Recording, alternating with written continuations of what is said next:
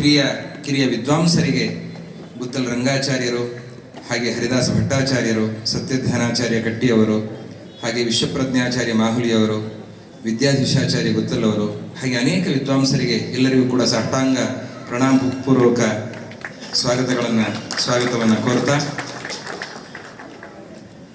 ಸಂಜೆಯ ತನಕ ಏನು ಪರೀಕ್ಷೆ ನಡೀತದೆ, ಹಾಗೆ ಮತ್ತೆ ನಾಳೆ ಏನು ಪರೀಕ್ಷೆ ನಡೀತದೆ, ಅದಕ್ಕೆ ಎಲ್ಲ ವಿದ್ವಾಂಸರು ಇದ್ದು ವಿದ್ಯಾರ್ಥಿಗೆ ಪ್ರೋತ್ಸಾಹವನ್ನು ನೀಡಬೇಕು, ಆಶೀರ್ವಾದವನ್ನು ಮಾಡಬೇಕು ಅಂತ ಕೇಳ್ತಾ, ಇಲ್ಲಿಯ ತನಕ ಶ್ರೀರಾಮ ಎಂಬ ವಿದ್ಯಾರ್ಥಿ ಚತುರ್ಥಾಧ್ಯಾಯದ ಪರೀಕ್ಷೆಯನ್ನು ನೀಡಿದ್ದಾನೆ. ಇವನು ತನ್ನ ಅನಿಸಿಕೆ 2 ಮಾತುಗಳನ್ನು ಹೇಳಬೇಕು ಅಂತ ಕೇಳ್ತಾನೆ. ಈ ಸಂದರ್ಭದಲ್ಲಿ ಗುರುಗಳ ಬಗ್ಗೆ ಹೇಳಬೇಕು ಅಂತಂದರೆ, ಒಂದು ಅನುಭವ ನನಗಾದದ್ದು ಹೈದರಾಬಾದ್ ಚಾತುರ್ಮಾಸ್ಯ. ಅಲ್ಲಿ ನಮಗೆ ಪರಿಚಿತರೊಬ್ಬರು ಬಂದು ಕೇಳ್ತಾರೆ, ಇಲ್ಲ ನಮ್ಮ ಸಂಬಂಧಿಕರಿಗೆ ತುಂಬ ಅನಾರೋಗ್ಯ ಇದೆ, ICUನಲ್ಲಿ ಇದ್ದಾರೆ, ನಮಗೆ ಸ್ವಾಮಿಗಳ ಹತ್ರ ಒಂದು ಮಂತ್ರಾಕ್ಷತೆ ಬೇಕು ಅಂತ ಕೇಳಿದ್ದಾರೆ. ಸರಿ ಆಯಿತು, ನಾವು ಯಾವಾಗ ಡ್ಯೂಟಿಗಿದ್ದು ಅಂದರೆ ಸ್ವಾಮಿಗಳ ಎಡಬಲ ಸೇವೆಯಲ್ಲಿದ್ದು, ಆಗ ಅವರಿಗೆ ಬರಲಿಕ್ಕೆ ಹೇಳಿ ಅಲ್ಲಿ ನಾವು ಸ್ವಾಮಿಗಳ ಹತ್ರ ಹೇಳ್ತೀವಿ, ಇಲ್ಲ ಹೀಗೆ ICUನಲ್ಲಿ ಇದ್ದಾರಂತೆ, ಅವರಿಗೆ ಒಂದು ಮಂತ್ರಾಕ್ಷತೆ ಬೇಕು ಅಂತ. ಆಯಿತು ಅಂತ ಸ್ವಾಮಿಗಳು ಒಂದು ಅಭಿಮಂತ್ರಣೆ ಮಾಡಿ ಮಂತ್ರಾಕ್ಷತೆಯನ್ನು ಕೊಡ್ತಾರೆ. ಇದಾದ ಮೇಲೆ 5 ದಿನ ಬಿಟ್ಟು ಆ ವ್ಯಕ್ತಿ ಫೋನ್ ಮಾಡ್ತಾರೆ, ಆ ವೈದ್ಯರಿಗೆ ಆಶ್ಚರ್ಯ ಆಗಿದೆ ಇವರು ಹೇಗೆ ಗುಣ ಆದರು ಅಂತ. ಇದರಿಂದ ಏನು ಗೊತ್ತಾಗ್ತಿದೆ ಅಂತಂದರೆ, ಅವರ ತಪಸ್ಸು ಅದು ಇದು ಒಂದು ಕಡೆ ಆದರೆ, ಅಂದರೆ ಅವರು ಮಂತ್ರಾಕ್ಷತೆ ಕೊಟ್ಟಂತಹ ಕಾಲ ಯಾವುದು ಅಂತಂದರೆ ನಮಗೆ ಸುಧಾ ಚಿಂತನೆಯನ್ನು ಮಾಡಿಸುವಂತಹ ಕಾಲ.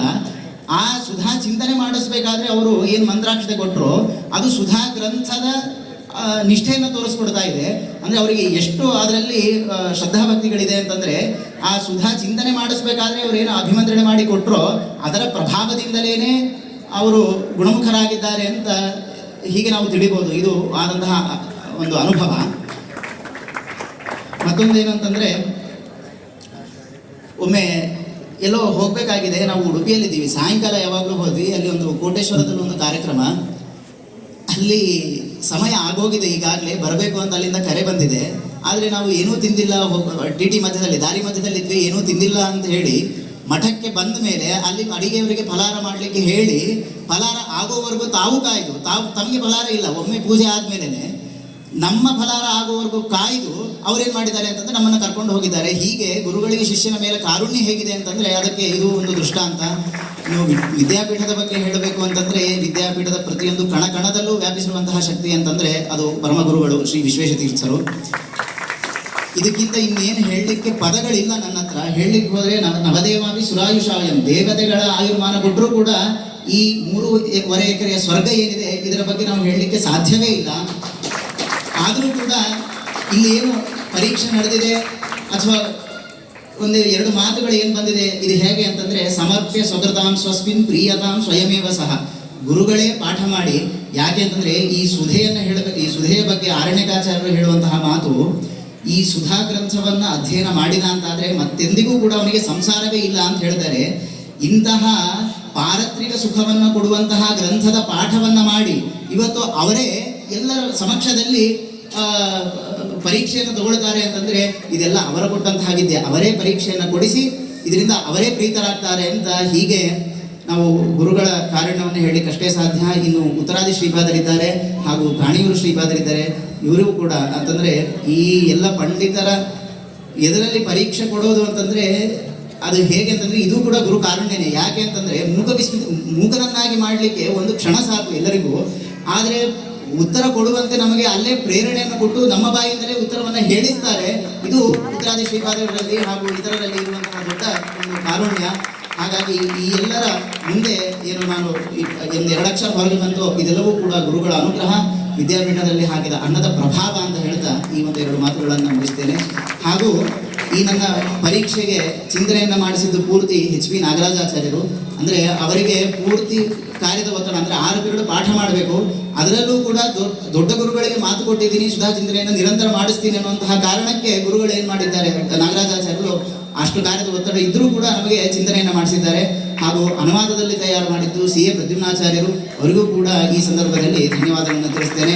ಅಷ್ಟೇ ಅಲ್ಲದೆ ಇಲ್ಲಿ ಹೇಳ್ತಾ ಹೋದರೆ ಪ್ರತಿಯೊಬ್ಬರನ್ನು ಹೇಳಬೇಕು. ಯಾಕೆ ಅಂತಂದರೆ ಪ್ರತ್ಯಕ್ಷವಾಗಿ ಪರೋಕ್ಷವಾಗಿ ಅಂತಂದರೆ ಪಾಠ ಮಾಡಿಯೇ ಅವರು ಗುರು ಆಗಬೇಕು ಅಂತಿಲ್ಲ. ಜೀವನದಲ್ಲಿ ಎಷ್ಟೋ ಅನುಭವಗಳಾಗಿವೆ, ಅದಕ್ಕೂ ಕೂಡ ಅವರು ಅಂದರೆ ಎಷ್ಟೋ ಪಾಠವನ್ನು ಕಲಿಸಿ ಮಾರ್ಗದರ್ಶನವನ್ನು ಮಾಡಿದ್ದಾರೆ. ಹಾಗಾಗಿ ನಾನು 1ನೇ ಕ್ಲಾಸಿಗೆ ಸೇರ್ಕೊಂಡಾಗಿನಿಂದ ಅಂದಿನಿಂದ 9 ಕಾಲಕ್ಕೆ ಮಣಿಮಂಜರಿ ಪಾಠ ಆರ್ ಬಿ ದೇಶಪಾಂಡಾಚಾರ್ಯರು ಪಾಠವನ್ನು ಶುರು ಮಾಡಿದ್ರು. ಅಲ್ಲಿಂದ ಆರಂಭಿಸಿ ಎಲ್ಲ ಉದ್ಗ್ರಂಥಗಳನ್ನು ಪಾಠ ಮಾಡಿ ಮಾದರೀಶ್ವಾಚಾರ್ಯರಾಗ್ಬೋದು ಮತ್ತು ನಾಗರಾಜಾಚಾರ್ಯರಾಗ್ಬೋದು ಅಥವಾ ಪ್ರಿನ್ಸಿಪಾಲರಾಗ್ಬೋದು, ಹೀಗೆ ಎಲ್ಲರೂ ಕೂಡ ಒಂದು ವಿಶೇಷ ಮಾರ್ಗದರ್ಶನವನ್ನು ಮಾಡಿದ್ದಾರೆ. ಅವರೆಲ್ಲರನ್ನೂ ಕೂಡ ಈ ಸಂದರ್ಭದಲ್ಲಿ ನಾನು ಸ್ಮರಿಸಿಕೊಳ್ಳುತ್ತೇನೆ. ವಿಶೇಷವಾಗಿ ಏನಂತಂದರೆ ಇಲ್ಲಿ ನಾನು ಪ್ರಭುವಾಚಾರ್ಯರನ್ನು ಸ್ಮರಿಸಿಕೊಳ್ಳಲೇಬೇಕು. ಯಾಕೆ ಅಂತಂದರೆ ಪ್ರಭುವಾಚಾರ್ಯರಾಗಬೇಕಾದ್ರೆ ಸಿದ್ಧಾಂತ ಕೌಮುದಿ ಪಾಠಕ್ಕಿದ್ರು. ಅಂದರೆ ಚಿಂತನೆ ಹೇಳುವ ಕ್ರಮ ಹೇಗೆ, ಯಾವ ಚೌಕಟ್ಟಿನಲ್ಲಿ ಹೇಳಿದರೆ ಇದು ಚೆನ್ನಾಗಾಗುತ್ತೆ ಮತ್ತು ನಿನ್ನಲ್ಲಿ ಹೇಳುವ ಶಕ್ತಿ ಇದೆ ಅಂತ ಗುರುತಿಸಿದ್ದು ಮೊದಲಿಗೆ ಪ್ರಭುವಾಚಾರ್ಯರು. ಅವರು ಇಲ್ಲದಿದ್ದರೆ ನಾನಿವತ್ತು ಈ ಪರೀಕ್ಷೆ ಕೊಡ್ತಿದ್ನೋ ಇಲ್ಲೋ ಗೊತ್ತಿಲ್ಲ. ಆ ಕಾಲದಲ್ಲಿ ಅಷ್ಟು ಮಾರ್ಗದರ್ಶನ ಮಾಡಿದ್ರಿಂದಾಗಿ ಈ ಪರೀಕ್ಷೆಯನ್ನು ಕೊಡಲಿಕ್ಕೆ ಸಾಧ್ಯ ಆಗಿದೆ. ಹಾಗಾಗಿ ಎಲ್ಲರನ್ನೂ ಕೂಡ ನನ್ನ ಮಿತ್ರರು, ಸಹಪಾಠಿಗಳು, ಇವರು ಕೂಡ ಚಿಂತನೆಗೆ ಸಹಾಯ ಮಾಡಿದ್ದಾರೆ. ಹಾಗಾಗಿ ಎಲ್ಲರನ್ನೂ ಕೂಡ ಈ ವಿಶೇಷ ಸಂದರ್ಭದಲ್ಲಿ ಸ್ಮರಿಸಿ 2 ಮಾತನ್ನು ಮುಕ್ತಾಯಗೊಳಿಸುತ್ತೇನೆ. ಶ್ರೀಕೃಷ್ಣ.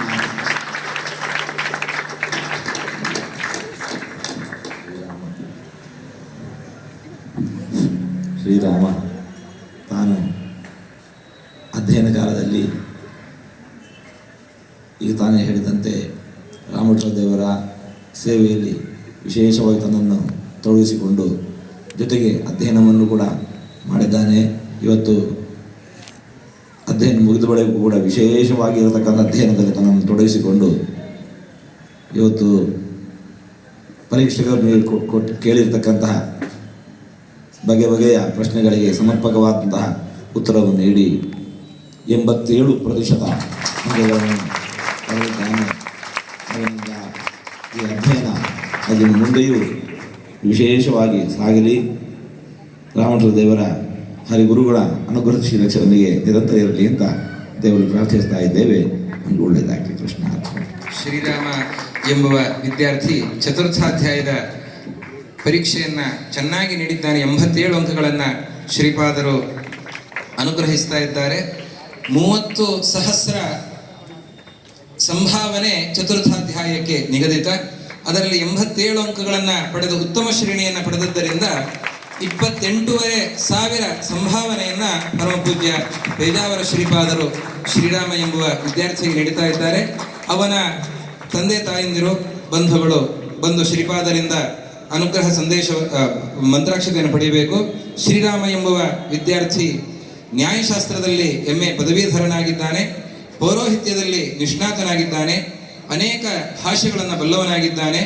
ವಿದ್ಯಾರ್ಥಿ ಜೀವನದಲ್ಲಿ ಕಾರ್ಯದರ್ಶಿಯಾಗಿದ್ದು ದಕ್ಷತೆಯನ್ನು ಹೊಂದಿದವನಾಗಿ ಎಲ್ಲ ಪ್ರಾಂಶುಪಾಲರಿಗೆ, ಅಧ್ಯಾಪಕರಿಗೆ, ವಿದ್ಯಾರ್ಥಿಗಳಿಗೆ ಪ್ರಿಯನಾದಂಥವನು. ಒಳ್ಳೆ ಉಪನ್ಯಾಸ ಕೋವಿದ.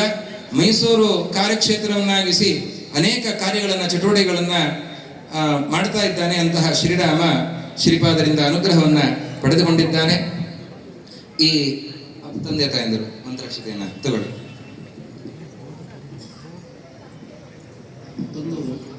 ಮೊದಲಿಗೆ ನಾನು ನನ್ನ ತಂದೆ ತಾಯಿಗಳಿಗೆ ಎಷ್ಟು ಕೃತಜ್ಞತೆ ಹೇಳಬೇಕು ಗೊತ್ತಿಲ್ಲ. ಈ ಅದ್ಭುತವಾದ ಶರೀರವನ್ನು ಕೊಡೋದ್ರ ಮೂಲಕವಾಗಿ ಇಂದಿಗೂ ಕೂಡ ಉಪಕಾರವನ್ನು ಮಾಡ್ತಾನೇ ಇದ್ದಾರೆ.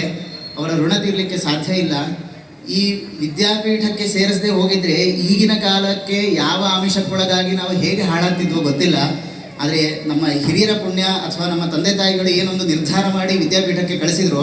ಯದ್ಯಪಿ ಆ ದಿನಗಳಲ್ಲಿ ನನಗೆ ಅಳು ಬರ್ತಿತ್ತು, ನನ್ನ ಚಿಕ್ಕ ವಯಸ್ಸು ಬಿಟ್ಟು ಹೋಗಿದಾರಲ್ಲ ನನ್ನ ಅಂತ. ಆದರೆ ಅದರ ಫಲವನ್ನು ಈಗ ನಾನು ಅನುಭವಿಸ್ತಾ ಇದ್ದೀನಿ. ಹಾಗಾಗಿ ಚಿರಋಣಿಯಾಗಿರ್ತೀನಿ ಅಂತ ಇಷ್ಟೇ ಈ ವೇದಿಕೆಯಲ್ಲಿ ನನ್ನ ತಂದೆ ತಾಯಿಗಳಿಗೆ ನಮಸ್ಕಾರ ಮಾಡ್ತಾರೆ.